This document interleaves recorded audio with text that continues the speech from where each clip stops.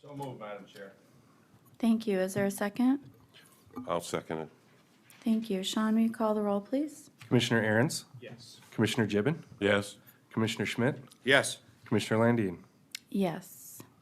We'll move on to item 2 on our routine business. We need board action to appoint a chair and vice chair for 2022.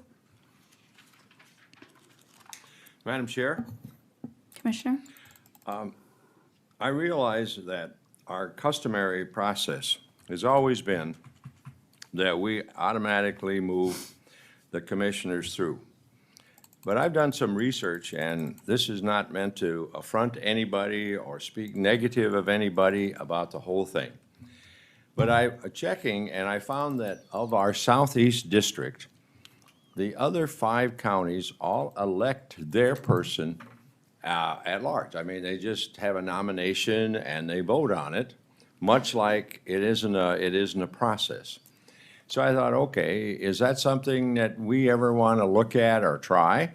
I also checked with the National Association of Counties and found out how many counties do this same process that we have used for years, and not very many. Everybody has had a process in which one person is looked at as a chair and they can be voted in, voted out, whatever. So I'm offering this morning to our commissioners, I'll have a few other changes I'd like to make in our process about trying to do that.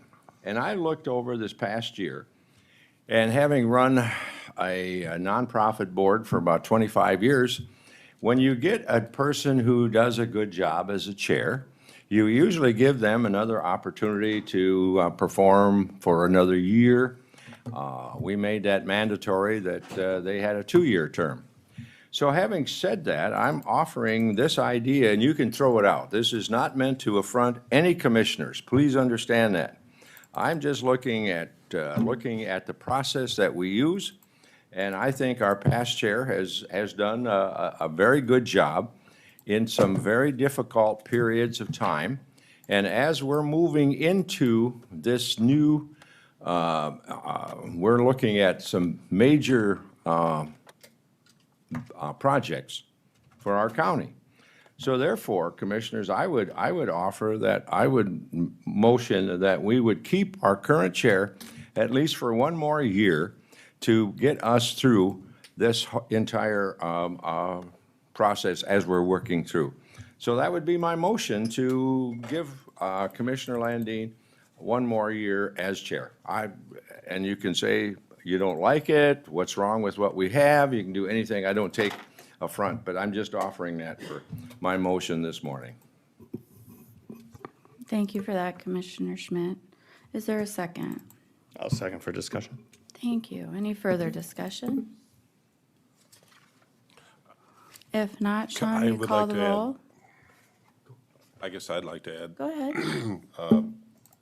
Madam Chair, it seems to me that what you've done in the past has been very successful, and I think having someone be an assistant and then moved up the following year is, I think, advantageous. I hate to see us change something that has been successful in the past. Thank you for that. Any further discussion? If not, Sean, may you call the roll, please? Commissioner Aaron's, No. Commissioner Gibbon, No. Commissioner Poppins, Yes. Commissioner Schmidt, Yes. Commissioner Landine. Yes. Motion carries. We'll move on to our consent agenda. Do we have a vice chair nomination? Oh, I'm for this year? sorry, skipped over. Yeah, let's entertain motions for vice chair. I would motion for Commissioner Aaron's to be vice chair. Thank you. Is there a second? I'll second the motion. Thank you. Any further discussion? If not, Sean, will you call the roll? Commissioner Aaron's, Yeah. Commissioner Gibbon, Yes. Commissioner Poppins, Yes. Commissioner Schmidt, Yes. Commissioner Landine. Yes. Motion carries. Now we'll move on to our consent agenda. Is there a motion to approve the consent agenda? So moved, Madam Chair. Thank you. Is there a second? Madam Chair, Yes. I had a question about the, Madam Chair, if I'll second so we can discuss. okay, Okay, thanks for I'll that. second. Any further discussion? Madam Chair, Sure. I had a question about the Primo feedlot. What item we got here?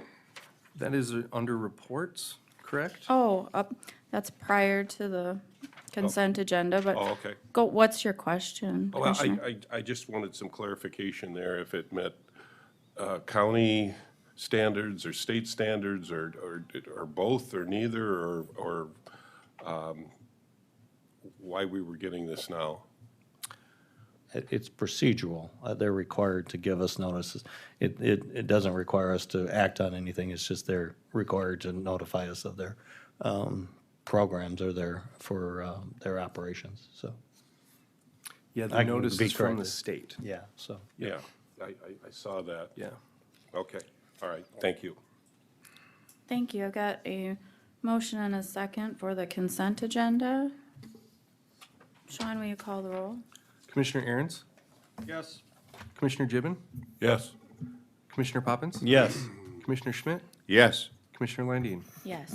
Motion carries. Move on to our opportunity for public comment. If there's anyone in the audience who'd like to come up and address the board, you'll be limited to 5 minutes of time. Come on up. Just first state your name and address.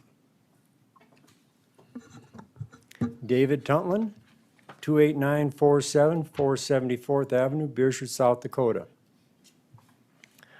I'd like everybody to take note, to look at Helen Nelson's plaque and picture on the wall. She was a great auditor, building up our reserves, which the county has wasted in possibly the last 15 years. She had Paul LaFike as a deputy auditor who was very good too, who had followed Helen's way. The courthouse addition we stand in right now is greatly appreciated and was needed. On February 18th, 2020, Lincoln County Commission voted 3-2 for up to $50 million, 240-bed jail. I couldn't sleep at night because of it. Lincoln County Commission had just built an $8 million highway shop when Union County got by with $804,000. People from other counties and states were ever wondering what such a monstrosity of a building west of Canton was built for.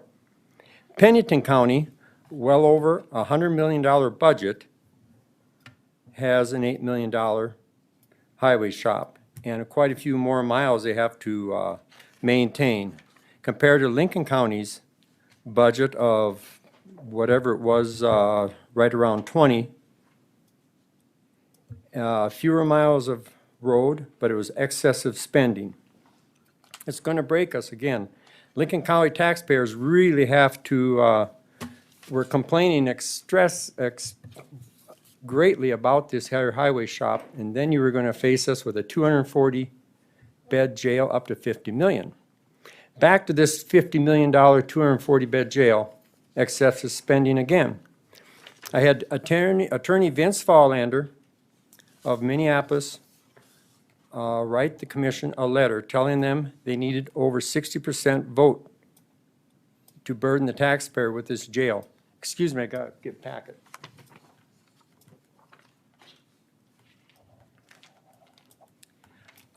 Vince wrote the first letter to the county, and a week later, the second letter went out to the county commission from Vince's office. About a week went by, right close to Easter. Lincoln County Commission served me with a summons to appear in court, 1 3/8 thick. Waste of paper. Anyway, word got out that I, David Tuntlin, was hunted down like a dog to be served with these paper packet. Served like a dog, Commissioner said. The first letter cost me $5,000 to Vince to print to the county. $40,000 war chest to protect myself and the taxpayers against a $50 million 240-bed jail, which was going to be pushed upon us. June 24th, court day at Lincoln County. 2 Lincoln County commissioners who pushed so hard for a $50 million jail and a 240-bed structure were nowhere to be seen or found in the courthouse. Probably not in the county either. People from Line, Sioux, Plymouth, Osceola, Yankton County showed up to watch. They were going to see what was going to happen. Judge John Peckus, who was a ruling judge, agreed 100% with what Vince Fallender had presented, and attorney Mike Schaefer from Sioux Falls. Mike had a brilliant, brightly entertaining, convincing closure. Judge Peckus ruled in my favor. My winning group walked out the front door of the courthouse. The opposition group, who wanted a $50 million jail, silently disappeared outside the courtroom. At this time, due to COVID, we had maybe around 43 people incarcerated. So what do we need a 240-bed jail for? And they were incarcerated in Sioux Falls. Lincoln County Commission withdrew the motion of $50 million, 240-bed jail in September of 2020. No mention of defeat in court. They don't want to admit to defeat. September 22nd, the idea popped up. They wanted to purchase 154 acres of T to build a jail and possibly a courthouse somewhat structure in that area. $1.4 million for 154 acres was agreed to be paid by September 30th. This is in our budget. Also with that quarter of land that they were supposed to buy, 154 acres, the seller got to keep 75,000 cubic yards of dirt. Lincoln County Commissioners also had to pay $37,000 for the architecture fees for a 240-bed jail, but it was defeated in court. Lincoln County Commission, a Lincoln County Commissioner, and Kello Terry Groton got and toured the Lincoln County Courthouse structure, and they said they kind of condemned it on the TV, which wasn't true. In November, it went to a vote of the public, jail and courtroom, facility at T. The voters defeated it 2-1. Well, Lincoln County wasted $1.4 million on 154 acres of ground, 37 for architecture fees. Can they recoup any of this money? Will anybody give $1.4 million for a slough to get the money back in our coffers? $70,000 is my bill at with Vince Fallender at Moore and Cardle and Erickson in Minneapolis. Every tax that you commissioners impose on the people diminishes their freedom, takes away from their livelihood because they're burdened with a tax to whatever you commissioners put on them with your building projects. There's something about commissioners wanting to be prestigious, progressive. Mr. Tuntland, your time is up. Okay, Thank you. image and greed. Mr. Tuntland, your time is up. Please sit down. I'll be back. Thank you. Mr. Tuntland, I would encourage you to talk to legal counsel about the pendency of your case.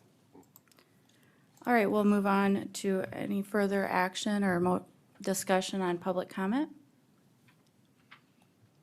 All right, any commissioner reports? Yes, Madam Chair. Yeah, go ahead. Last week, I know on December 30th, I met with Jesse Foncourt, who is the head of the CEO and president of the Sioux Falls Growth Alliance, along with representatives of the city of Canton, Worthing, myself, and South Lincoln Rural Water representatives in regard to water reclamation regionalization. And specifically, we're talking along possibly the Highway 18 corridor. I was invited to the meeting. This was just an initial meeting to see what kind of support there was for any possible kind of project like this. Again, this was being looked at in regard to the possible construction project along Highway 18, of course, in 2023. And is there a possibility that we should be doing something and looking at water reclamation as a result of that? Again, the consensus of those in attendance was to look into the concept because the state of South Dakota and again the federal government have and are working on monies that are available to be dedicated towards such water reclamation infrastructure. Again, those communities, along with, I know the city of Lenox was also asked to attend, but they weren't in attendance. But again, could be a player in the project. And again, this is just for information.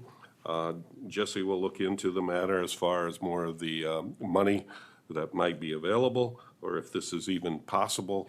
So I guess the ball is kind of in his court, and he'll be informing us later. His main concern was that he wanted us to come back to our boards and kind of let them know that this was just an initial project, and that something may come out of this that might be very positive, but time will tell. Thank you for that report. Any other commissioners have a report they'd like to make today? If not, we will go ahead and move on to our annual board appointments. Or, excuse me, we're going to move to our work session and discussion under regular business, since I see everybody's here that wanted to be part of that this morning. I'm going to call and ask Mr. Grimman to come up. And Mr. Golden, do you want to maybe join him, or is he taking the lead on this? Okay. Good morning, sir. Good morning. I'm Tom Grimman from Collier Securities, Sioux Falls, South Dakota. I came here to, I guess, answer any questions you have, really. I did bring a couple graphs, I guess, I'd like to show. You guys have a display somewhere, right? You're And gonna Sherry, help do me we out, have a mic that can get passed around for people that are in the audience that might want to ask questions? There's the thing down here.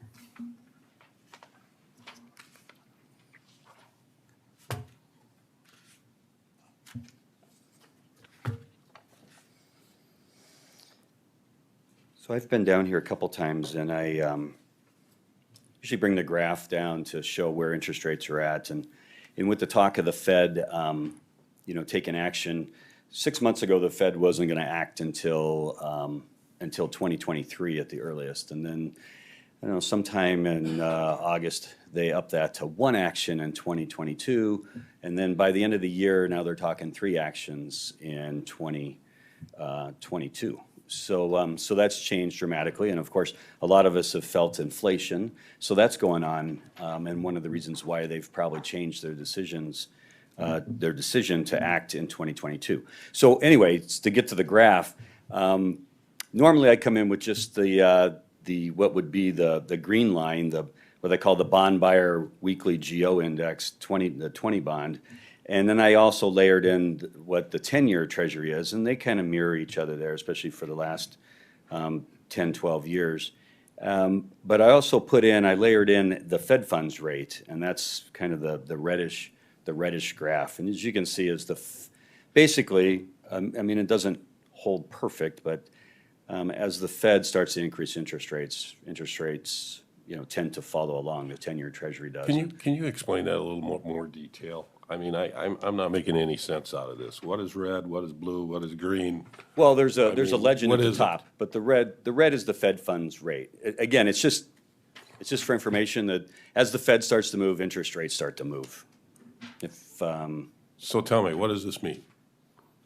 So the Fed is going to act 3 times. Explain this graph to me. What is it?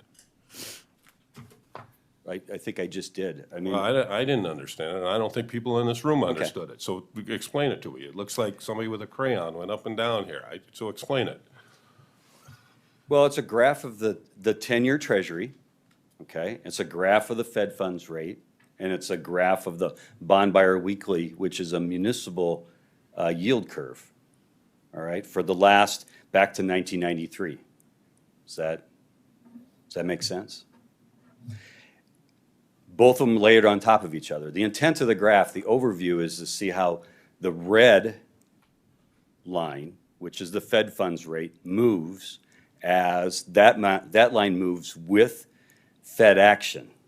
And you can see how the 10-year Treasury and the municipal bonds move along with the Treasury rate. Again, I just brought this for informational purposes, that if the Fed is going to act, you're going to tend to see interest rates go up. It's just that's the intent of the graph. Right now, we're at very good interest rates, as you can see from the green line. Let me scoot this over a little bit. We're at around the 2% on a 20-year GO issue. So interest rates are very good right now. They're still very good. Where are they going? Well, if the Fed acts historically, according to this graph I'm trying to display, is that interest rates will tend to move higher. That's all it is. I'm just trying to give you a snapshot of where interest rates are at today and where they're possibly going, at least in the next year, if the Fed acts the way they say they're going to act, with 3 interest rate increases. I don't know if they're going to be a quarter point. I don't have a crystal ball. I mean, half point increases. You know, maybe it'll all turn around and they'll stop acting. You know, maybe the economy will go into recession and they won't act at all. But right now, that's what they're predicting. I don't have a crystal ball. So right now, Tom, according to this chart, if we're paying attention to the red line, which is the Fed funds rate, which basically is the interest rate, which dictates how much money costs when you want to borrow it, at least for the last year, it's been about as low as it can go. Right. And as you can see through the major, what they call the Great Recession, it was around what they called essentially zero, it was 0.25%. You can see they had it way down there. That's where it's at now, too. They brought it way down to 0.25% again because of COVID.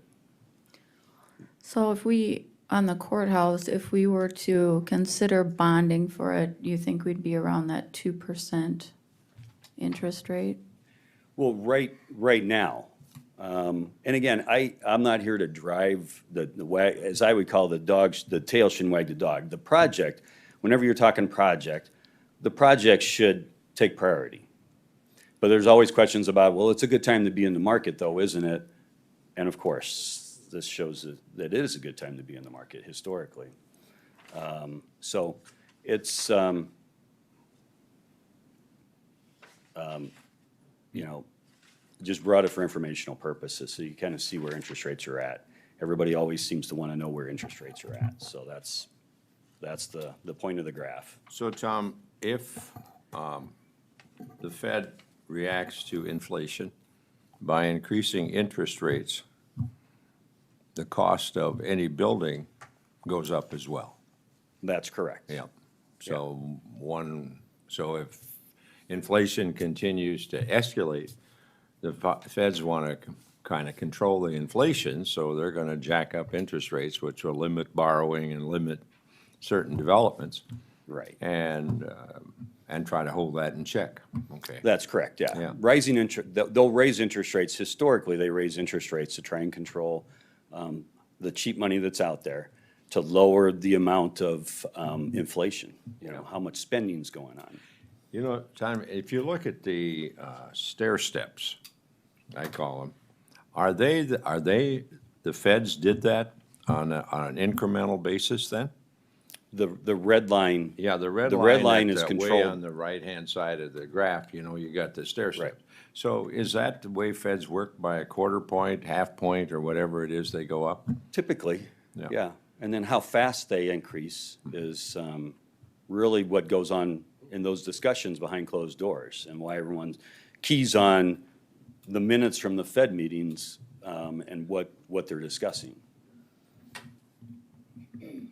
So what have they done from your perspective? Do you see them reacting because inflation is here? It is something to be concerned about. So do you see them doing what? I'm not asking you to be a crystal ball, but I mean, from your perspective, are we looking at what? Again, I think, you know, if you read Bloomberg and Wall Street Journal, I think, you know, right now, they're looking at 3/4 point raises is what they're looking at. How does that impact the long end? I know just since the beginning of the year, usually January is a good time of the year to be in the market, and we've already seen a 12 basis point run up in the 10-year and 10-year Treasury, and today it's up again, you know, 3-4 basis points. You know, it was up 11 something yesterday. like I said. So that was officially the first trading day of the year.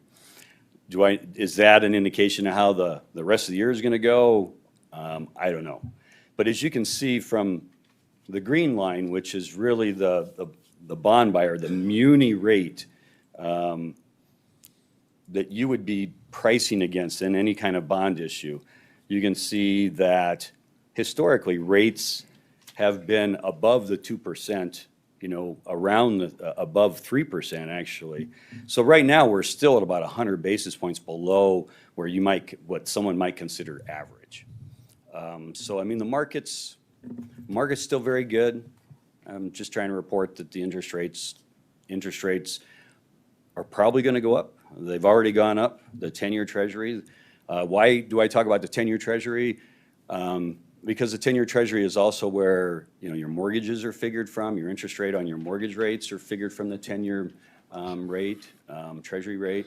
So it's an important factor when you're looking at everything. And as you can see, the 10-year Treasury followed along closely up until these last few years with how the munis also moved. So what I'm hearing, Tom, is generally speaking, the Fed will raise interest rates if they want to get a handle on inflation, right? that's typically what they'll do. And Yep. that's usually to the detriment of people who want to borrow money, right? Right. And then, of course, if there is inflation in the economy, that also affects people who don't want to borrow money as well, right? That's Like, correct. Like, for example, you and me, inflation affects us because it's essentially a backdoor tax on us as well. Right. So regular, everyday voters may be experiencing the pinch as well, right? Yes. Okay. So if you've got, I meant to say this already, but so if you've got inflation, normally you have construction inflation, and you might have some folks in here that know more about construction inflation, but usually it runs 4.5% to 5% a year. That's just for a project. Whether you're building a new school, new courthouse, new jail, new city hall, it's higher than that right now. And I've heard 12%. We were looking at a school that was $7.5 million, and they got architectural estimates back with their final design. It was up closer to $10 million. So that's even more than 10%. So we've seen the inflation kick in. The nice thing was interest rates stayed low. Now we've got inflation, and now interest rates might start going up to control inflation, but that isn't going to bring prices back down typically. Typically, once you reach a certain price point, even if you hold inflation, that's where your price point is. It doesn't change. So if that $10 million school, there was a discussion earlier this year, I've never seen that before. I'm not old enough maybe to have seen it, but people were talking like, well, this inflation's transitory. Well, I guess I've never seen where inflation, especially for building projects, hit a certain point and then back off. Usually they hit that point and they may stay at that point as inflation gets under control, but it doesn't go back down 30%. It could, but I guess I've never seen that before. Tom, I was just going to ask you the same question. Maybe you addressed it, but I've heard certain government officials at the federal government level talk about transitory inflation. Did the Fed chair kind of put that fire out and say that the inflation is more than just transitory or Right, not? yeah, I mean, that's true. I think he's said that, but I mean, they haven't taken any action yet, but I think they have come to the conclusion, at least at the Fed, that it's not transitory. Question I have, Madam Chair, Yep, go is ahead. timeline from an entity, taxpayers like this, if they were to decide to do some project from the point when they make the decision to actually get the bonds sold, so we know what the true interest rate would be. Is it days, weeks, months? Well, it's months. I mean, if we're starting from the very beginning, if you're going to do an election and you're not going to do it at a primary or a general election, it's, the rule of thumb is about 35 days to put something together. That's under the new rules. Used to be 45 days. You can get it done sooner than that. But 35 days to have an election. So then you have that time period. And then you have probably 60 days after that to put all the documentation together to be able to lock interest rates, to offer bonds to the market. Things can happen in that time, up or down. Right, so Thank you. that's kind of your time period. So 90 days to 120 days is your time period. That's for getting the bond sold. Well, locking the interest rates, and then probably another, we do another 3 weeks, 2 weeks for closing. So I'd say 90 to, 100 days to 120 days. I'm going to ask, Mr. Guloff, you're here. Can I ask you a couple of questions? Will you come up to the mic? Thank you.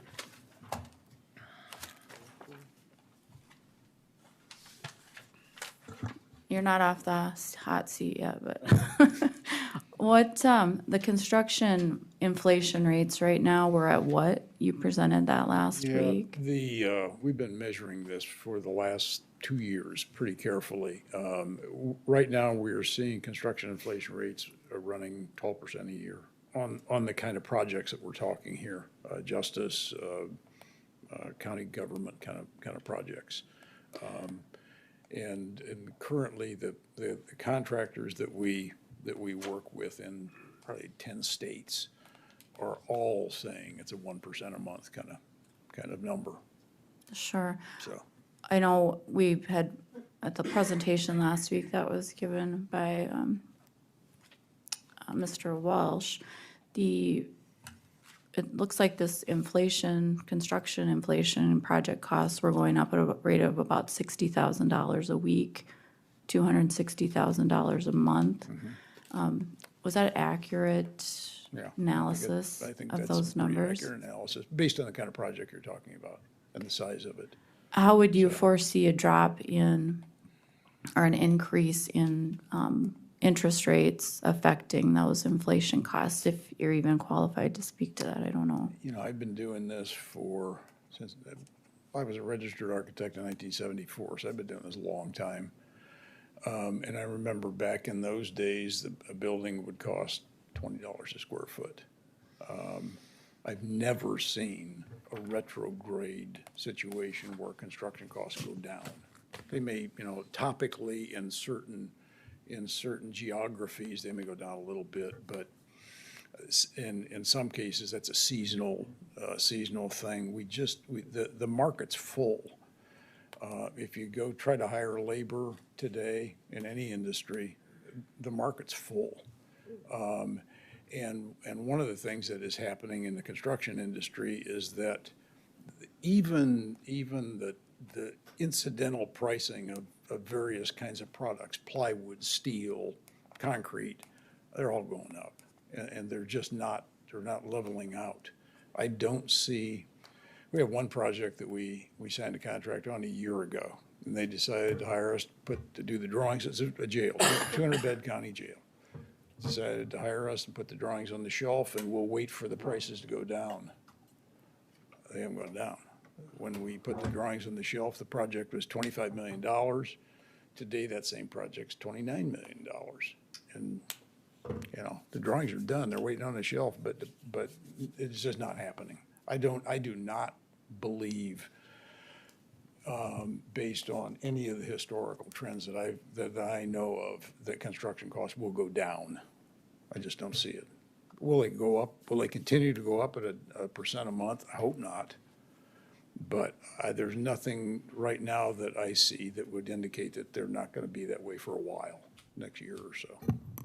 Mr. Guloff, the $60,000 a week number, is that based upon the cost for both a courthouse and a jail, or just the courthouse? I'm not quite sure where the $60,000 a week come. The project costs, and Mr. Welsh is here, and he can correct me if I'm wrong, but that project cost for what we were looking at needing to build the facility that your Yeah. company designed and Yep. presented last week was projected that cost was going up at a rate of $260,000 a month. Yes. And so simple math Yeah, was so it's about $60,000 a week. Do they go up, does it go up in those kind of increments? No. I mean, it's like any other average that you do in looking at the values of things. is a car, if you go to buy a car today, is it gonna go up exactly a certain incremental amount in the next week? Probably not. But on an average, projects are gonna go up at that kind of level. So was that statistic then for both a courthouse and a jail? No, that was just the courthouse, Just the courthouse, okay. just the courthouse. Any other commissioners have some questions for Mr. Guloff on what's been presented so far? If not, I'll have Mr. Grimmin come back up and finish.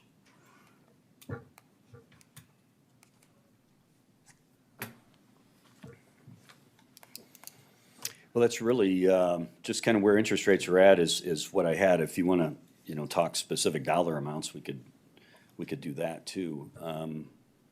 But Well, what we're trying to find is what is the most economically feasible option for the county moving forward to get the courtrooms and the courthouse built that it's already been determined that we need.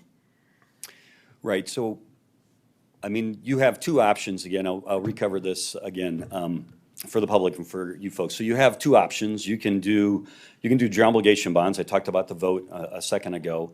That required by statute. I think I heard a 60%, but in county law, under the county section, it's a simple majority, 50% plus one for a GO vote. General obligation, that's what GO stands for, general obligation. And then there's also, you can do a lease purchase on new jails, and the law provides for that under Chapter 7. And then, basically you pass that with 60%. You need 4 votes of the 5. I think we figured that out. Four votes of the 5, because it says in the law, if you're going to raise taxes, it's got to be more than 60%. And 3 of 5 is only 60%. So, right, did I do my math right there? But anyway, you need 4 votes at least from the commission to move forward. That's referable to be able to do that. So once it's passed, the 20 days runs on that. Or actually, once it's published, the 20 days runs on that. 5% of the electorate from the last general election can force a vote. So those are the two options you have. I know there's been some discussion about doing some, operating type of lease out there, and that's possible too. I've never seen that done before, but I believe that is possible. You have to do it, fund it through your general fund, but it could be done too. Do you have some numbers for us today? As far as what numbers would you like to see? I mean, I presented some numbers a while ago. I don't know what size we're looking at here. What was the overall projected on the courtroom side? Was it 34? With this? I'm sorry, I couldn't hear you. Sorry. Yeah, the 26 was the cost of the building, and then the soft cost, land, engineering, architect fees, and all the other fees was 30. And that was without the sheriff's office being there and without any jail beds, correct? Okay. Someone did it remotely for me this time. All right, so there was some discussion also about how Harrisburg, basically says that they're not going to raise taxes. So I took that to apply to Lincoln County also, and took a look at that. And how Harrisburg does it is they look at a levy that they've had in place to build whatever school, XYZ school, and then as valuation grows, then they continue to levy the same amount of money. So backing into a similar situation, if the county, when the county did the original courthouse addition, where we're standing, back in 2006, we had total valuation. So that's the column that says / total EAV was $2.6 billion. And the big takeaway here is that the tax rate at that time was 0.25%. cents, or it was 25 cents per thousand, 25 cents per thousand, or $0.25 per thousand, 25 cents per thousand. So utilizing that, again, if we'd left that right now, that levy is decreased to, and I don't have a sheet for that, but basically that levy now, based on the valuation where you're at right now, $7.5 billion, you've grown from 2.6 to $7.5 billion. That equates to about 8 cents, little 8 cents per thousand. So your 25 cents has gone down to 8 cents.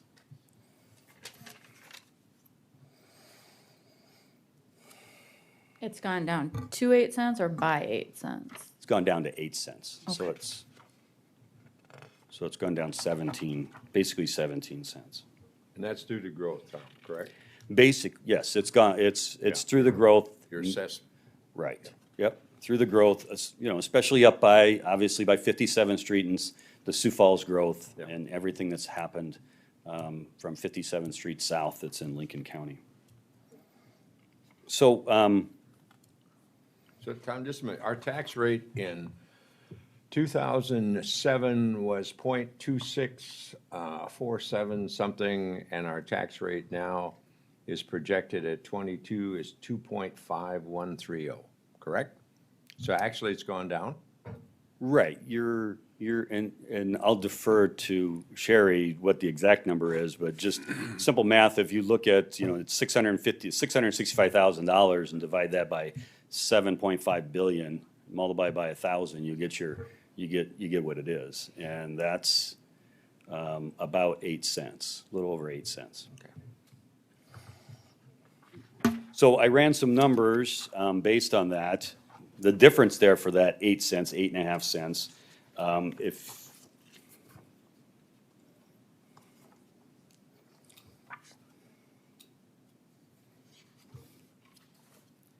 let's see.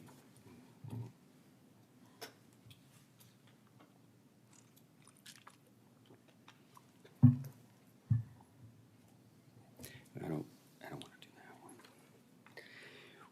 Well, I didn't really know what the total was for your project. So what we did was, I kept it at 25 cents. They also in Harrisburg grow the valuation. So what I've done is applying that same model. I've taken your valuation, actually started with, it's 7.5 billion, but when I ran the numbers, and I didn't want to put a bunch of different numbers out there, I started at $7.4 billion. You can see that in this column right here.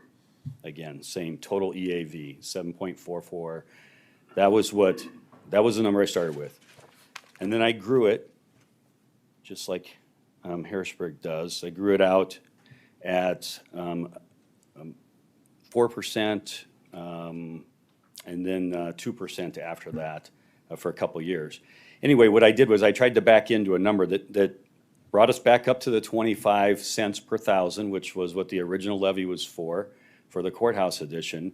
And by doing that, you can see on this sheet here, that would produce about $46.5 million on 25 years. If we went out 25 years. So applying that same model, okay, I'm just trying to apply the same model and how someone could say, all right, well, if we left it at 25 cents and we were still levying at 25 cents, we'd be able to generate over 25 years about $46 million. And Tom, did you produce one of these for 37 million? Is that what I thought I saw up there? yep, just I now? did produce one for 37. So if the Because cost we of- had an idea that you guys thought maybe you had some Fed money for about 10 million. So this one then reduced it from the 25 cents down to about 17.7 cents. So we're still not at the full 25 cents per thousand that we were in 2006, we're at 17.7 cents. And you can see on the bottom line there, I try and outline what it is. So this is $37 million provided. If you have your $10 million in federal money available, you'd have $47 million. So if the project cost around 36 million, if you would go with the course of action proposed by Lincoln County Development, of course, and there are other options other than them, of course. But if you went with that option, and you use this $37 million here, the way that you figure this out is you've got to have 17.7 cents, correct? That's correct, and And that's, people are currently taxed at 8 cents per 1,000, correct? And correct. so that would be a tax increase of, well, just do the math, 17.7 minus 8, correct?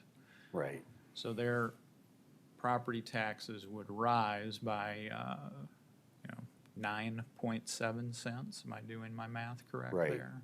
that's, So property taxes would go back up to 17.7 cents per 1,000 in order to pay for $37 million.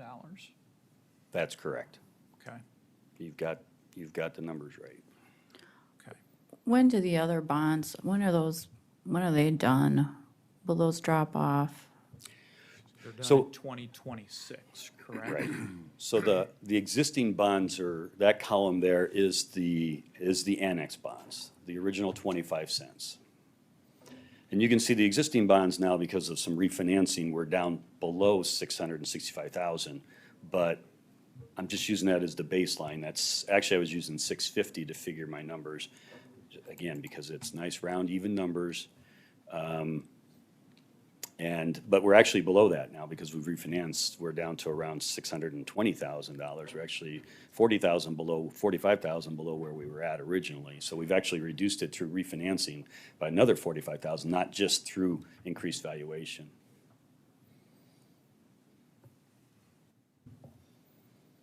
So we wouldn't even go all the way to the 25 cents under the scenario you're talking about, Commissioner, is that it would only take, like you said, another 9.5 cents is what I have in my head from when I ran the numbers, but 9.7, 9.5 additional levy to be able to do this. Right, there would be a period of taxation, years 23, 4, 5, and 6, where there would be a period of increased taxation. And then in year 27, it would drop back down to 17.7, correct? Actually, no, the way I did this, I wrapped it around and used some, as we discussed the other day, some capitalized interest to round it out. Okay.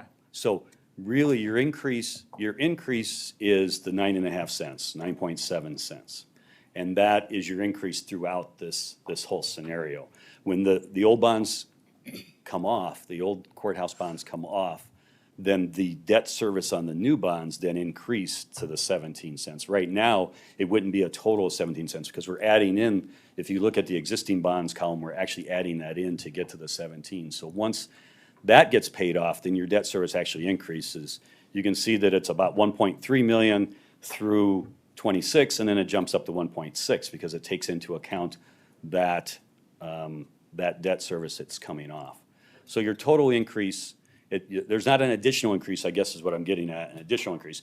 If you pass it and it moves forward and we can sell the bonds at the rates we're thinking we can sell them at, it's 9.5 cents addition throughout the term. So 17.7 cents total for the next 30 years, Correct, under this correct, exhibit's proposal, Exhibit G. yes. And this is just for courtrooms only.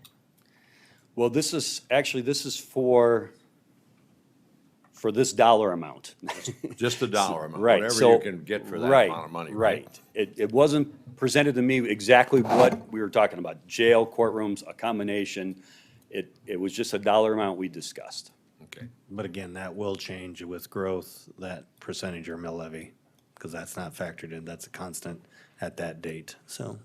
Right, right. We're not, anything that we fund will get spread out as the county continues to grow as well. That's if they correct. decide. That's correct. But as I mentioned before, using the model like they use in Harrisburg, they project a growth. There is a growth projected on here. Yeah, Of- and so, Tom, I think what you should explain to people is how the projected growth model works. This is not like taking out a home mortgage where I pay $1,300 a month for the next 30 years, regardless of what happens in the economy. I think what you should explain to people is how the expected growth is actually built into this plan, right? Because that's what we had discussed, is that is this the 4% or is this the 6% growth model? Right, so there's, again, not to have too many numbers out here, and if we get down to brass tacks, nuts and bolts, whatever, we'd probably reduce that. But the initial model was, because again, like what Harrisburg, it's 6%. They do like 6% for the first few years. Sherry says that's a step too far, and I looked at her numbers, and I think I agree with that. But again, I didn't want to change the numbers and bring a bunch of new numbers down here and present. So we probably have to back off of that a little bit. But yes, it's like 6% for the first few years, and then it drops off to 4%, and then it's for 2 years, I believe, and then it's 2% after that. And that's similar to the model that Harrisburg School uses. Right, so to Commissioner Poppins's point, there would have to be growth beyond 6% in the county in order for the 17.7 cents to drop down to something lower. Right, Historically, Lincoln County only sees 4% growth. that's correct. These numbers anticipate 6% growth. For the first, For I the still want, first. for the first 3 years. Correct, for the first 3 years. So we would have to see increased growth above and beyond the historical norm in order for the 17.7 cents. So basically, if people think a taxpayer says, okay, I'm gonna pay an extra $25 per year on a $250,000 house under this plan, they're not going to see any tax relief on that 17.7 cents unless Lincoln County growth outperforms its historical standard by 2% or more, right? That's correct. Okay. And like I said, I think we would go back and when we get down to it, we redo it and we just do the 4%. And it's not gonna change the numbers that much, Joel, I don't think. I mean, Right. it's still gonna be around the 17.7 or 18. I mean, we're talking 0.3%. I know that's a big number for people that have a lot of farmland, but I don't think it'll change that much. Because we can take out the 4% even longer if we wanted to. Again, I thought this is a very conservative model, except for those first couple years, because the latter part is only 2%, and that's typically inflation. So that's, there's no big stretch there when we do the 2%. But that was the model. That's kind of the model they use, and then they keep their levy, like I believe their levy's at $12 per thousand, and they try and keep it at $12 per thousand for all their GO issues that are outstanding. So Tom, is it safe to say you got a tug of war going on here? You want to maintain a tax rate of 17 or 25 or whatever. And on the other hand, you have inflation. On the other hand, you have bonds that are are at a fairly low level. And yet, we know that the increases are there. They're real. So we got a real balancing act. How do you maintain one on the other? How do you meet the needs of the growing county? I mean, this is a growing county. I mean, if we're talking about growth of 4 or 5 or 6%, also our law enforcement, our felony rates continue to increase. All of that continues to increase. There isn't such a thing as stopping the whole thing and saying, wait, and as we were told, put it on the shelf and we'll get back to it. So we really have a very situation that the public has to understand. And I hope that, and I'm sure they will. And I think the public has to be the ones that are going to have to be the leaders on this thing to try and understand and make this known to their constituents. Right. You know, I mean, if the commissioners do that all the time, you know, they always got an issue whether you're being political or not. I look at the public and saying, I look for them to be the leaders on this thing, to understand this stuff, and to explain to the public, and whatever happens, happens. But we are in this catch-22, tax rates versus growing inflation versus cost. So you hit on some, I agree, and you hit on some important points. I was, and maybe I'll go off topic a little bit here, but I was I used to live in T, I was in the city council on T, and when we built the pool in T. And we knew T was gonna grow, but we didn't think we could get a bond issue passed because I was living in T when it was 889 people or whatever. I think they're over 6,000 right now. And we built the pool, and I feel bad for them because we capitulated, we gave in, we kind of went with the size of pool that the community could support at that time. And we thought we could get a GO bond issue passed for, and we did. It was like 77%. Could have built a bigger pool with that kind of approval. But anyway, long story short, if anyone's been by there, it's full. It's completely full in the summer. And I feel bad that we didn't build a bigger pool, but we didn't think we could get that passed. Because building for the future is really hard to do. Even though you know, you can like see it's gonna happen. And, you know, it is what it is. And that's my one example. There's others that are out there. I mean, we've worked with Minnehaha County on their jail. We did a big jail. They thought it was gonna be way too much money. They were actually building for a little bit of the future back in 2000, 2001. And then that was supposed to be, I forget, at least 20 years, if not more, longer period. And here we were back in 2017, adding on to their jail another $46 million. So it didn't even make it to its projected life expectancy before they had to add on again. So it's tough to build for what you think the future is going to look like. I get it, but you know, again, I don't see it stopping either. You can bring in about a dozen economic development guys; they'll probably tell you, you know, it's not going to stop. You know, when your interchange out there opens up on 85th Street, what that's going to do. I mean, it's just, you know, there's people in this room, they're older than I am, that may still be like, no. But I'm like, I've been around 30 years doing this, and, you know, maybe, I don't know. I'm not going to jump into the jail size in the middle of that discussion. But again, I mean, if you're building a jail for the size of people you have now, that's not the right way to go, I don't think. But anyway, that's just me speaking. I don't live in Lincoln County and pay taxes down here. I'm sorry, I live in Minnehaha County. Tom, thanks for your comments. I do have another question, though. On the $37 million Exhibit G, just to point this out, if that were to go into effect at 17.7 cents per 1,000,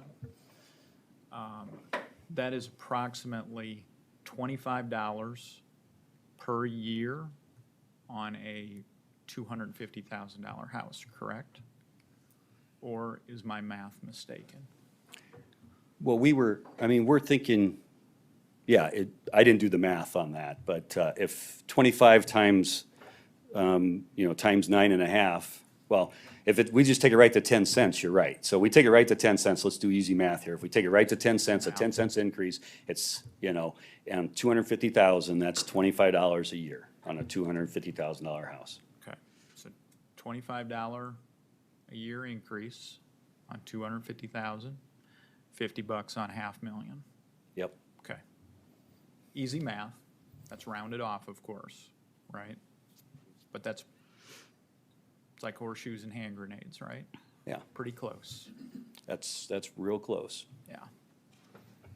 But it's 3%, 0.3% on an increase of farmland, right?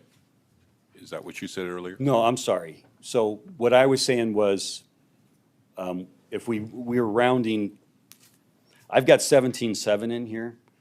If we take out that 6% growth, we will have a little bit of an increase there. It'd be less than, again, I'd like to run the numbers before I throw anything out, but I don't think it's gonna be less, it's gonna be less than 3 cents or 0.3 of a cent. So it'd be like 17 17.9 instead of 17.7 cents to make up for that growth. I don't want to show growth where someone can come in and say, hey, this is not right, Tom. Yeah, it worked for Harrisburg, I think, because again, their area is different and they're growing right into the population, the commercial development and stuff that's going on in Sioux Falls. That makes a lot of sense. Obviously, Lincoln County is way bigger and they don't have the amount of growth that's going on, but they have substantial growth. Obviously, you can see from 2006 to 2020, you've gone from 2 billion up to 7.4 billion. So, but it's not at the same rate.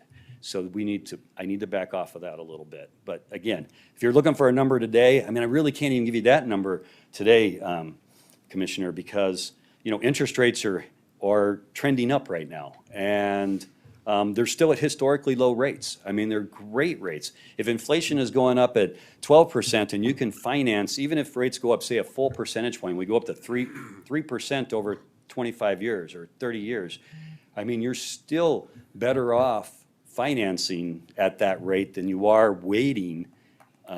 Again, if you've come to the conclusion that this project's going to come sooner or later, and maybe some of you haven't come to that conclusion yet, but if interest rates continue to go up, they're still at a very good rate, but if inflation continues to go up, inflation is what's going to kill you on this project. I mean, it's like I said, 4.5% to 5% normally, and you're at 10 I said 10 to 12%. It was nice of the gentleman, Mr. Guloff, to come up and mention that it's about 12%. So I was on the low end, but I agree. So it's good to get into it now because of that inflation. It's going to make the project way more expensive over time. Sherry, have you ran any numbers on these different options available to the county and what makes the most sense financially? I mean, is a bond the most financially responsible thing to do, or Compared to, compared to a lease purchase, compared to a leasing or purchasing the land outright? Have you looked into that? No, not me. Just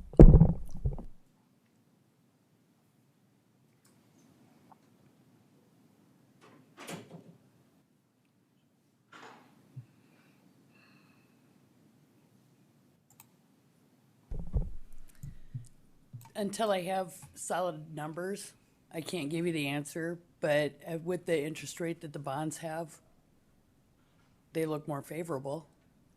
Than anything that's been presented so far?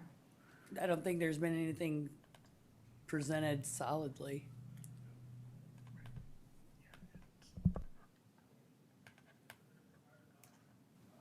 The bonding is cheaper. So when you say we don't have final numbers, I guess what numbers are you looking for? I mean, do we need to make decisions on other things so that we have final numbers? Yep. And what are those things that we need to make decisions on? Those are I suppose the size, the cost, all I need to know is the number. I don't make the decisions on it, how big the courtrooms are gonna be, and you guys have discussed the sizes, but I don't have any numbers. Sure. Even with Mr. Welch's presentation, it was somewhere between 26 and 37. I mean, Well, and then it was even 64 at one point with yeah. So cells. there's been all kinds of numbers thrown out there with nothing solid. Okay. Is there anyone here from the Courthouse Advisory Committee that can answer some of those questions on what the proposal as presented last week without any sheriff's office and without any jail cells, is that what is being recommended that we move forward on? Or are there changes that are being suggested? Good morning. Good morning. Madam Chairman, I'm going to try to answer that Can you question. just state your name and address, Larry? My name's Larry Nelson. I live at 426 East Second in Canton, South Dakota. I'm a lawyer here in Canton. I've been a country lawyer for my entire law career. I serve on a committee, and you've called it the Courthouse Committee, and I serve with citizens, and they're Betty Otten, Chad Skiles, Dave Van Nieuwhuizen, who's an architect, and Paul Paulson. And all of us have come to the conclusion through this process that you've gone through that there is a crying need to do something about the courtrooms. You got to do it. A collateral of this discussion is that there's a crying need that you have to do something about your jails, and you have to do it.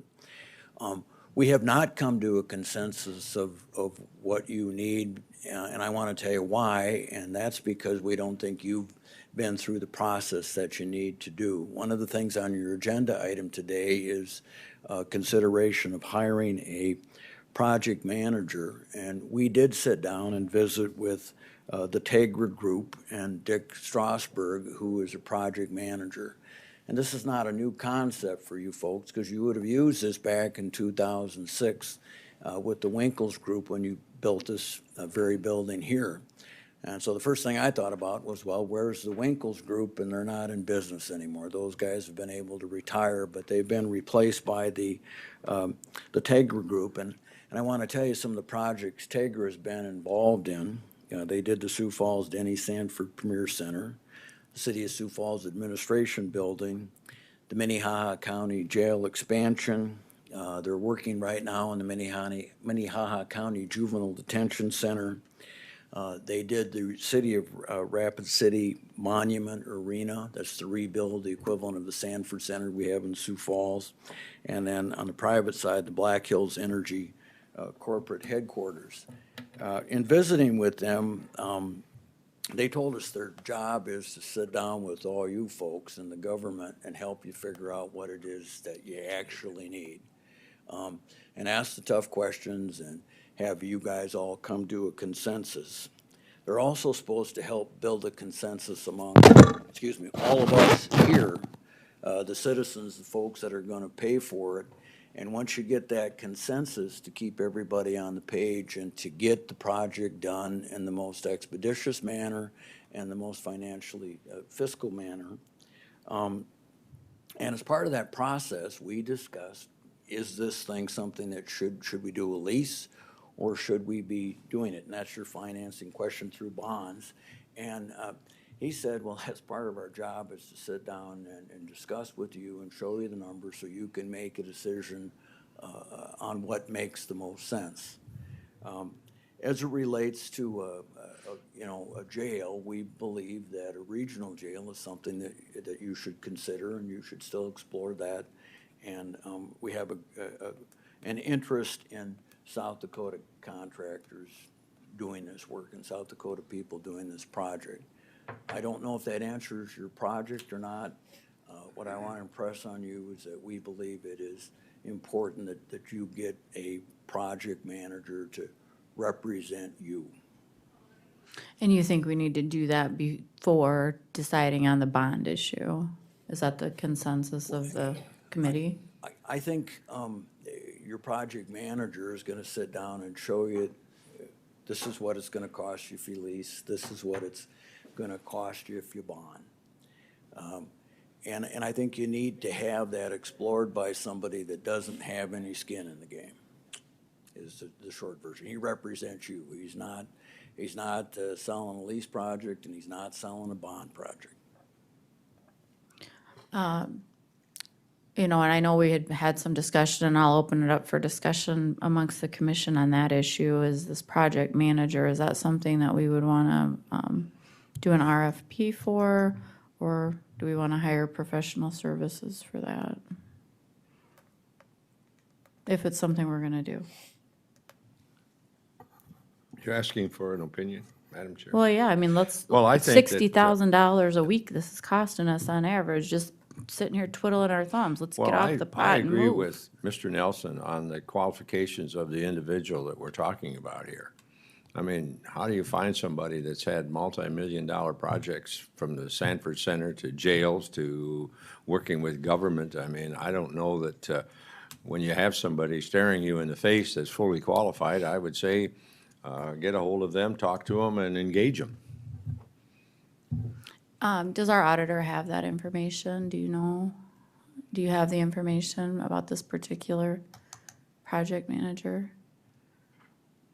Can we have that by next time?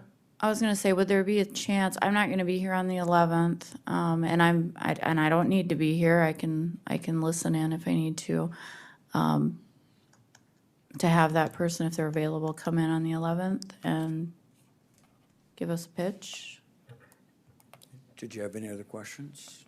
Can you just get that information to our auditor so she can make contact with that person? Sure. Okay. I'm gonna kind of open it up right now because this was a work session and I wanted to give, since we have experts here that have traveled here and taken time out. I don't know, Mr. Wells, did you want to say anything today? Well, I'm gonna open it up if anybody wants to make comments or ask questions, but I just want to keep it orderly. And if you're gonna speak, you need a microphone. Okay.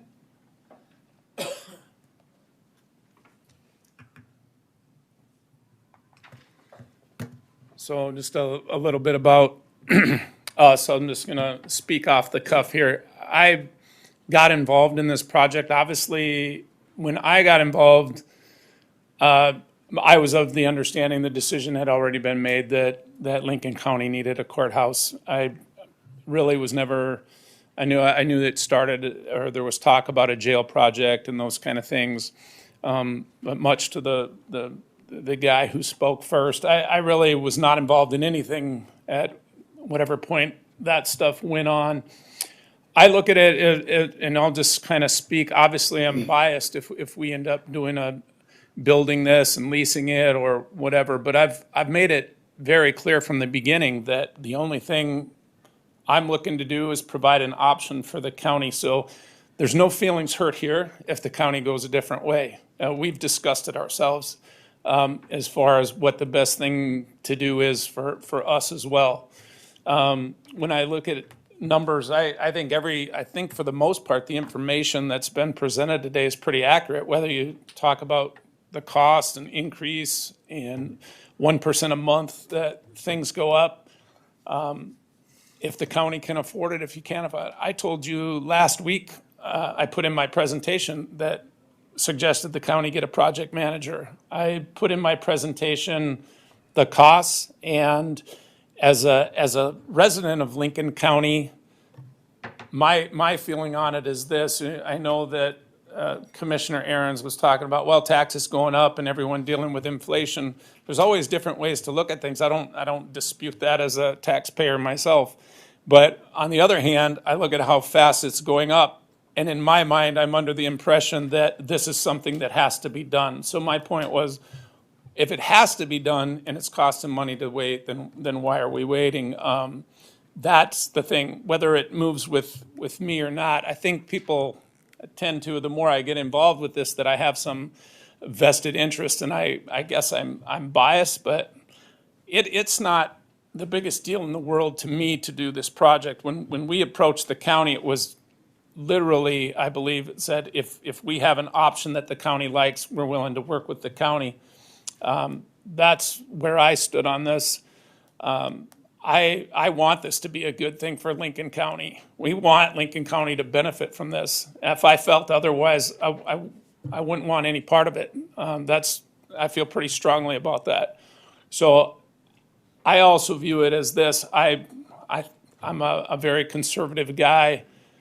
But in my opinion, I vote for county commissioner, right? I vote for a county commissioner, and I expect that county commissioner to be informed and then make the best decisions. I don't want to follow every political issue in the county. Though after coming to county, some of these meetings, it is kind of interesting. I could see getting more involved, but it's not really my role. I expect that the county commissioners are the ones that have the most information, are well up to speed on the events of the county and make the right decisions. That's where I'm at. I'm not saying a public vote is the wrong way to go. I'm just saying I'm personally don't want to wait if with the price of the interest and things like that, but obviously the public opinion matters. I'm just saying I put my trust in the county commissioners. That's why we elect them. So I'm good with what, speaking for me personally, what you guys decide. And I'm happy to help. I'm happy to not help if that's the decision, and that's just 100% of the facts of where we stand. If you know what we offer, and if there's a way to work that into the best plan for the county, we're willing to step up and help. I never want to be looked at as viewed in a negative light, and I don't want the county commissioners looked at in a negative light because of anything we've done. I want to be a positive option or solution for the county, or step aside. That's pretty much all I have to say. Thank you. Thank you. Is there anyone else that would like to come up and address the board? Anybody that has any questions for any of the presenters here today? All right. Commissioners, anybody? All right. If not, we're going to get the building project manager on our agenda either on the 11th or the next meeting. All right, we'll move on to the next board action on the annual board appointments. Sean? Hello. On your briefing packet form for this item, the public information packet on the table there by the door, as well as online, there's a list of the 2021 board appointments. And now is the time to take any action to either keep it the same or make any changes.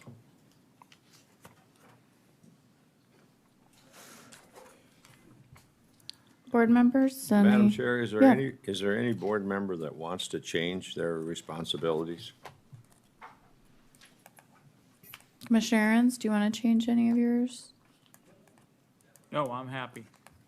Commissioner Poppins? I would relinquish anything if anybody would like to serve in any capacity that I currently serve. Commissioner Gibbon? I'm fine. And Commissioner Schmidt? I'm fine. All right. Well, then I'd consider a motion to keep all of those board appointments in place from the 2021 year. So moved, Madam Chair, on the board assignments. Thank you. Second. Thank you. Sean, will you call the roll? Commissioner Aaron's. Yes. Commissioner Gibbon. Yes. Commissioner Poppins. Yes. Commissioner Schmidt. Yes. Commissioner Landine. Yes. And we need to appoint legal newspapers for Lincoln County. Yes, ma'am. Sean, can you run through what those legal newspapers are? Yeah, so legal newspapers as appointed in 2021 were the Sioux Valley News, the Lennox Independent, the T Weekly, the Beersford Republic, and the Argus Leader. Okay, and consider a motion.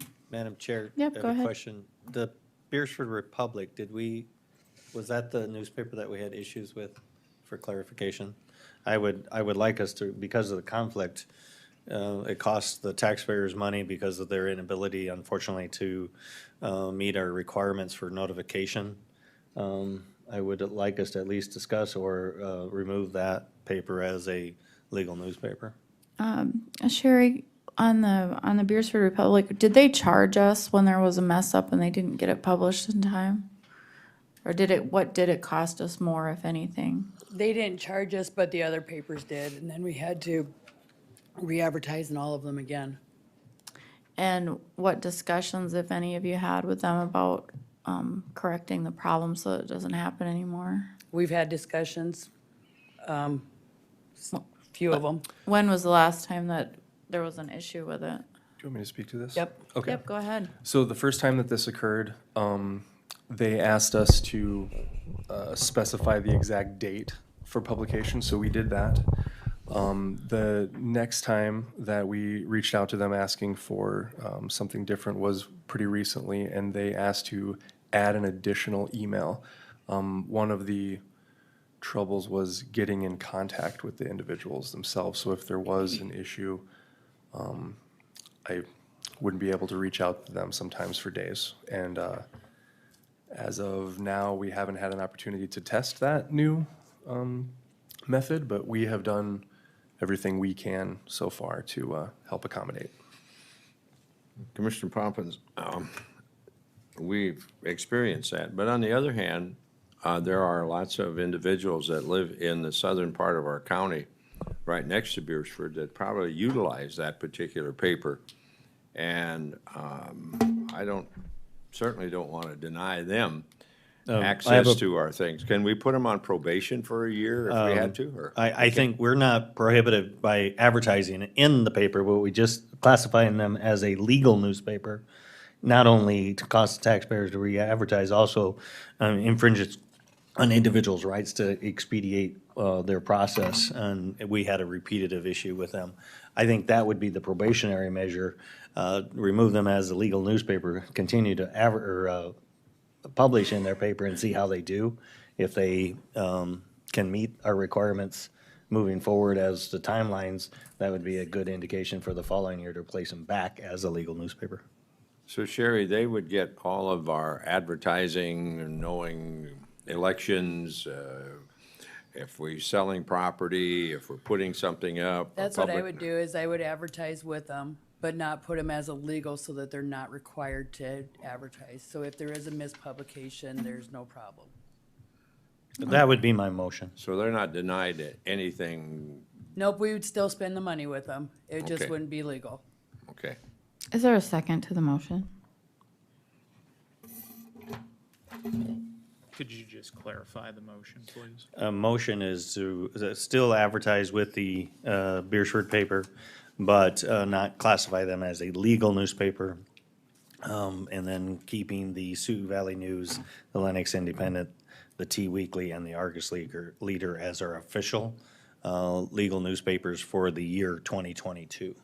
With the hope, and it doesn't have to be part of the motion, but the hope is that they prove that the hiccups that they had in 2021 are resolved for 2022 and can become a legal newspaper again after that. I'll second that motion. Thank you. Thank you. Any further discussion? Madam Chair? Go ahead. Did our auditor say they still would be compensated for They'll the still, information that's put in the paper? Because I think that is, yes. a concern. I can add that as my motion. if you'd like. yeah, I would I would support add it that. if that is added. Yeah, that'd be my motion. Sean, will you call the roll, please? Commissioner Aaron's, Yes. Commissioner Gibbon, Yes. Commissioner Poppins, Yes. Commissioner Schmidt, Yes, Commissioner Landine. Yes. We need to appoint official depositories. Yes, and I did vet this list with Treasurer Block, and there are no changes for this year. So may I please read the requested resolution? Please do. Okay, to appoint official depositories of the county as follows: Farmer State Bank at Canton, Security Savings Bank at Canton, First Bank and Trust at Canton, Relia Bank at T, First National Bank at Harrisburg, Premier Bank at Hudson, Frontier Bank at Sioux Falls, South Dakota Public Funds Investment Trust at Sioux Falls, First National Bank at Sioux Falls, First Bank and Trust Wealth Management Services for TIF number 7, U.S. Bank 2013 leased account and 2016 leased account. Thank you. Can I get a motion to appoint those official depositories? So moved. Thank you. Second. Thank you. Any discussion? If not, Sean, will you call the roll? Commissioner Aaron's, Yes. Commissioner Gibbon, Yes. Commissioner Poppins. Yes. Commissioner Schmidt, yes. Commissioner Landine. Yes. Move on to item 5 on our agenda, appointment of the Chattel mortgage sale location. In the past, this has been in front of the courthouse. I can't find an instance where that hasn't been the case. I would move that it remain the front of the courthouse. Second. Thank you, Sean. Commissioner Aaron's, Yes. Commissioner Gibbon, Yes. Commissioner Poppins. Yes. Commissioner Schmidt, Yes, Commissioner Landine. Yes. Then we need to appoint a board of mental illness. Yes, and the individuals there in facts and vetting came from the state's attorney's office, as well as the board members. And I believe that these individuals were also appointed by Minnehaha County. So question I had about this was, where did these names come from, and how does this process work of how these people are appointed to this? These came from the chairman of the Mental Health Board, had forwarded an email to us saying that they need to reappoint. The statutes allow for an individual to serve for 3 years, and 3 consecutive 3-year terms is the statutory limit. All of them have been previously appointed, and so this is a reappointment. I believe some of them are coming up to the end of their term. But usually these come through various different areas, which is sometimes they're recruited by the chairman. I believe commissioners may have at times helped out recruit with them or recruit for them.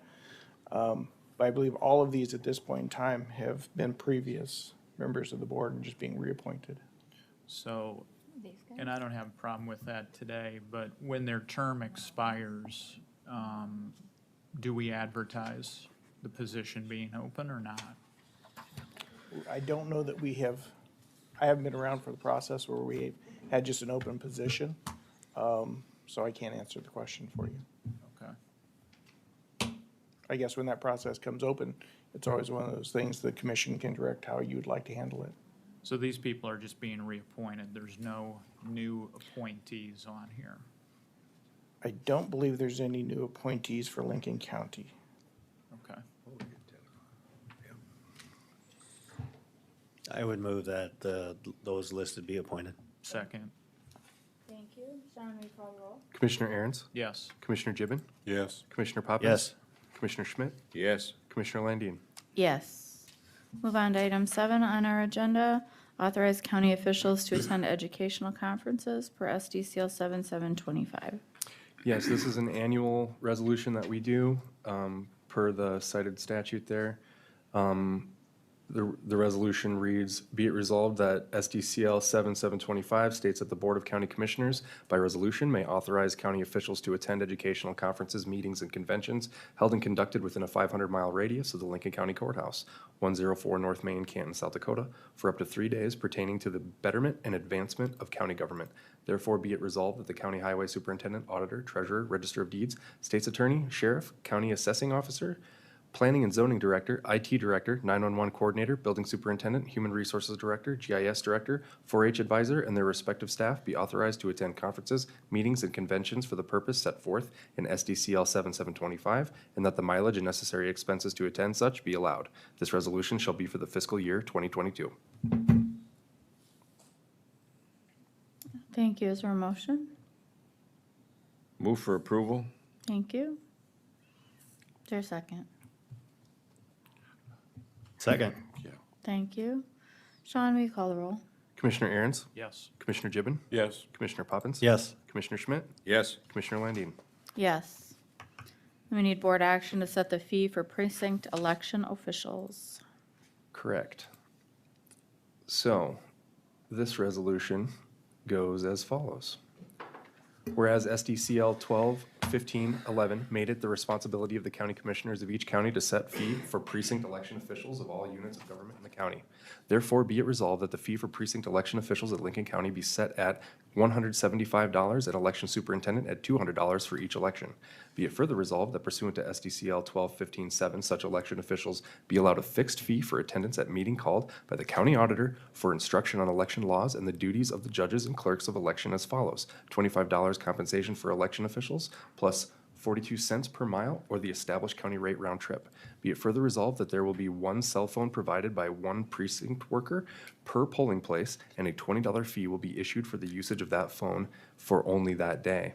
Be it further resolved that the person delivering the poll books and the ballot boxes to the county auditor's office at the county seat shall receive the county rate for mileage as established pursuant to SDCL 7724 for miles necessarily traveled in, going to, and returning from making the delivery.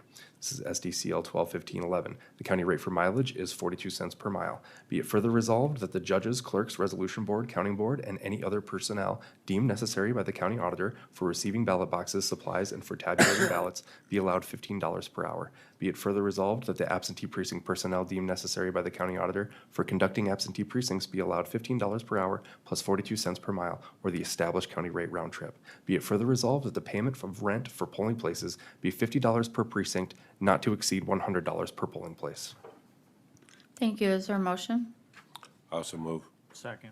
Thank you. Sean, will you call the roll? Commissioner Aaron's, Yes. Commissioner Gibbon, Yes. Commissioner Poppins. Yes. Commissioner Schmidt, Yes. Commissioner Landine. Yes. Item 9, we need to appoint a designee to request resources from the South Dakota Department of Agriculture's Wildland Fire Division. Yes, so this was requested of us to be done annually by the state just last year. All right, and Harold Timmerman's our guy, right? Correct. Okay, Move for approval. Thank you. Second. Naming Harold. Thank you. I have a motion by Schmidt, second by Aaron's to approve. Sean, will you call the roll? Commissioner Aaron's? Yes. Commissioner Gibbon? Yes. Commissioner Schmidt? Or, Yes. Sorry, Commissioner Poppins? Yes. Commissioner Landine? Yes. Move on to item 10 on our agenda. So this is a new resolution. Since now that we have a publication fee that was set forth by the board this past year, we figured we could pass a resolution annually allowing for the scheduling and publication of those public hearings that were set forth in that resolution to set the publication fee. That would speed the process up. Correct. This would be Okay. to speed up the process. It would move the process ahead by one entire meeting. So depending on where that meeting fell, it could be 1 week or 2 weeks. All right. You've heard the request. And may I read it, please? Sure, Just please for do. the people listening. This would be to authorize the auditor to schedule and advertise all public hearings for alcoholic beverage licenses, vacate highway plat right-of-ways, road districts, airport hangar leases, and medical marijuana licenses as needed in the year 2022. I would so move. Thank you. Second.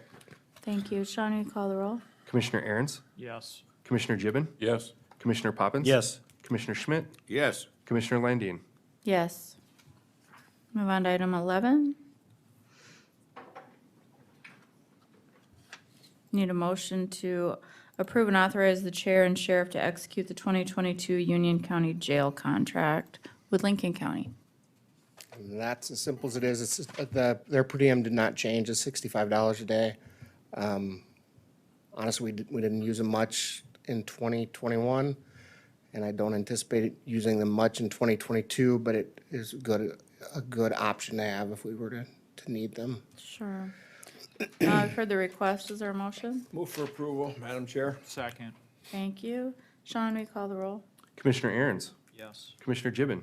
Yes. Commissioner Poppins? Yes. Commissioner Schmidt? Yes. Commissioner Landine? Yes. Move on to item 12. Approve and authorize the chair and state's attorney's office to execute the 2022 Sioux Falls Humane Society contract. Same thing, just an annual contract that we use Humane Society to take care of our animal calls. Also move. Thank you. Is there a second? Thank you. Sean? Commissioner Aaron's? Yes. Commissioner Gibbon? Yes. Commissioner Poppins? Yes. Commissioner Schmidt? Yes. Commissioner Landine? Yes. And then we need to authorize a surplus and trade of a 40 caliber Glock, 24 of them to be exact. Yes, All right. we'd like to upgrade our firearms that were purchased in 2013. I've worked with Jack's Uniform out of Sioux City. They're willing to trade us our current guns, which are anywhere from 13 years old to, 9 years old to up to 3 years old, but they're two generations. They're willing to give us $300 per gun. They're also willing to let the deputies purchase those guns at no additional charge. So if a deputy wants a sentimental, the gun that they've been carrying, they can purchase it at that price of $300. To trade from a 40 caliber to a 9mm, and I have a list of our firearms guys put together that ammo is more readily available, it's cheaper, there's more accuracy with the 9mm than 40 caliber. It's easier for our female officers to handle or officers with smaller hands. So it's just a good switch, and it's kind of the switch that it's happening across the country from the 40 caliber to the 9mm. So so each deputy purchases their own gun? No, the county would purchase the gun that they carry, but they would be able to purchase the gun that they're carrying from the vendor if they want to keep that gun. But the gun that they carry on their side would be a county-issued gun. And lastly, our warrant fee of $25, the sheriff fee that we charge on bench warrants, has roughly $10,000 in that account. So we would purchase the new guns with that money, so it would not be a general fund expenditure, which is going to be roughly $5,500 after trade. All right, thank you. We've heard the request. Is there a Makes motion? sense. So moved. Second. Thank you. Sean, will you call the roll? Commissioner Aaron's? Yes. Commissioner Gibbon? Yes. Commissioner Poppins? Yes. Commissioner Schmidt? Yes. Commissioner Landine? Yes. Move on to item 14. We need to authorize the chair to sign right-of-way and utility certificates for the big grant application for structure 42-148-050. Yes, Good morning. good morning. Sounds pretty straightforward. Yes, it is. It's for the big grant that we signed off on last week. All So- right. Is there a motion? So moved, Madam Chair. Second. Sean? Commissioner Aaron's, Yes. Commissioner Gibbon, Yes. Commissioner Poppins. Yes. Commissioner Schmidt, Yes. Commissioner Landine. Yes. Thank you. Carla, come on up. Just have one application for abatement. Yes, good morning. Carla Gosen, Lincoln County Director of Equalization. We have an abatement in the name of Whisper Ridge South LLC. It's parcel number 283.05.09.004 in the amount of $1,848.84.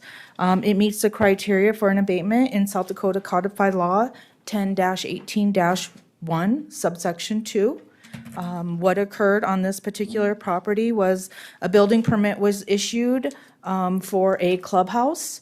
There was a replatting of that particular parcel. The building permit for the clubhouse did not get transferred to the new parcel. It stayed on the parent parcel, therefore we assessed it on that particular parcel. But we also assessed the clubhouse on the parent, or the new parcel. So it was essentially being doubly assessed. So we're trying to correct the wrong. All right. Heard the request. Is there a motion? So moved. I second it. Thank you. Sean, may you call the roll? Commissioner Aaron's, Yes. Commissioner Gibbon, Yes. Commissioner Poppins. Yes. Commissioner Schmidt, Yes. Commissioner Landine. Yes. Just want to remind everybody, there's a courthouse improvement committee meeting tonight at 7 PM here at the courthouse. And I believe anybody who wishes to attend may do so. With that, I'd ask for a motion to adjourn. So moved. I second it. Thank you. Sean, will you call the roll? Commissioner Aaron's, Yes. Commissioner Gibbon, Yes. Commissioner Poppins. Yes. Commissioner Schmidt, Yes. Commissioner Landine. Yes. The motion carries. We'll be adjourned. Can we attend those?